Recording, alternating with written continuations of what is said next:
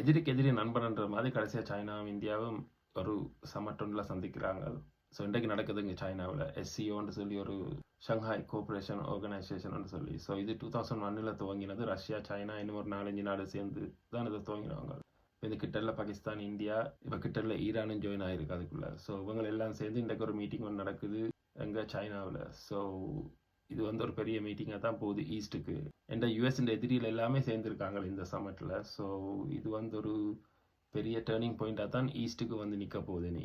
இனி வெஸ்டர்ன்ற பவர் இழக்கிற காலம் வருது. ஸோ ஈஸ்டில் இருக்கிற நாடுகள் இப்போ பவர் எடுக்க போகுது. ஸோ இந்த மீட்டிங்குக்கு அப்புறம் கன விஷயங்கள் நடக்கும் என்று தான் நாங்கள் எதிர்பார்க்கலாம். ஸோ இதுக்குள்ளே வந்து மொத்தமாக இப்போ ஒரு 10 நாடுகள் இருக்குன்னு நினைக்கிறேன். ஸோ சைனா இருக்குது, Russia, Kazakhstan, Kyrgyzstan, Tajikistan, Uzbekistan. So இவங்க 6 பேர் தான் இதை துவங்கினது 2001. இப்போ இந்த இந்தியா அண்ட் பாகிஸ்தான் 2017 ஜாயின் ஆகிருக்கு.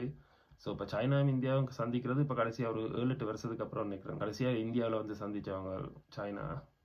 அதுக்கப்புறம் இப்போ தான் ஒரு ப்ராப்பர் மீட்டிங் வந்து 2 பேரும் சேர்ந்து செய்யலாம். So India and Pakistan 2017 join ஆகிருக்கு. ஈரான் 2003, பெலாருஸ் அது 2004.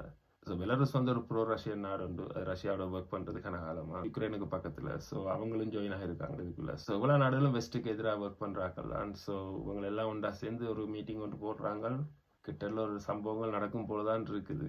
இப்போ எங்களுக்கே பார்க்க விளங்கணும். ஈஸ்டில் வந்து பவர் கூடிக்கொண்டு வருது, வெஸ்ட்டில் லூஸ் பண்ணி கொண்டு வராங்க எல்லாரும். ஸோ இப்போ கணக்கு எடுக்கிறாங்களும் இல்லை பெருசாக வெஸ்ட்டை. ஸோ இதுக்குள்ளே இருக்கிற நாடுகளோட பாப்புலேஷன் எடுத்தவொண்டா உலக பாப்புலேஷனில் 40% பாப்புலேஷன் இந்த நாடுகளுக்குள்ளே வருது. இந்த சமட்டுக்குள்ளே இருக்கிற கண்ட்ரிஸுக்குள்ளே இருக்குது 40% பாப்புலேஷன் இந்த உலகத்தின். Plus 30% economy. இந்த உலகத்தின் எக்கனாமி 30% உலக நாடுகளுக்குள்ளேயும் இருக்குது. ஸோ இது ஒரு பெரிய சங்க் உண்டு.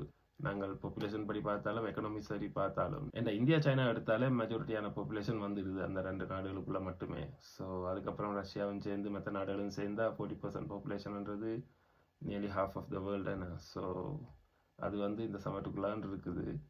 ஸோ இவங்களெல்லாம் சேர்ந்து வெஸ்ட்டுக்கு எதிராக எப்படி ஒர்க் பண்ண போகிறாங்களன்றது வருங்காலத்தில் நாங்கள் பார்க்கலாம்.